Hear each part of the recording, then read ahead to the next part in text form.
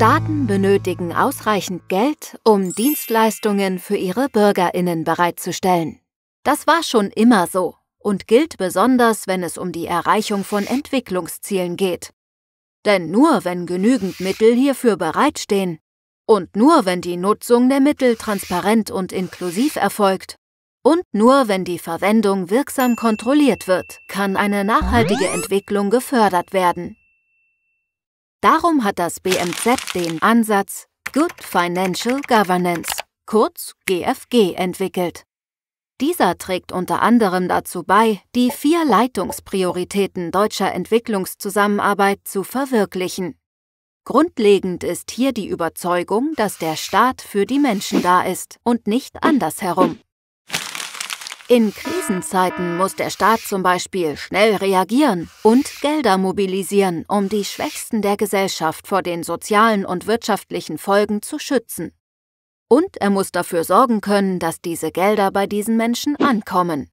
GFG unterstützt dies unter anderem mittels einer zielgerichteten Ausgabenpolitik, dem Aufbau finanzieller Puffer und der Ausbildung von geschultem Personal in der Verwaltung.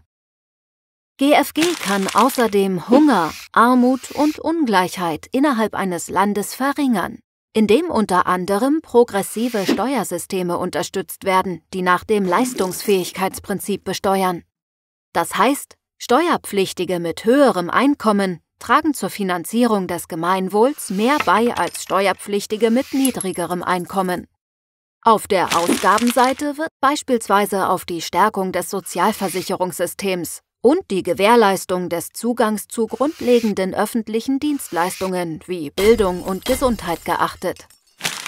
Der ökologische Übergang zu einer klimaneutralen Wirtschaft kann über das Bereitstellen von Mitteln, zum Beispiel für die Förderung grüner Technologien, sowie den Abbau von klima- und umweltschädlichen Subventionen unterstützt werden. Gleichzeitig fördert GFG einen sozial gerechten Übergang, indem die Bedürfnisse und Erwartungen der Schwächsten in der Gesellschaft in diesem Prozess besonders berücksichtigt und adressiert werden.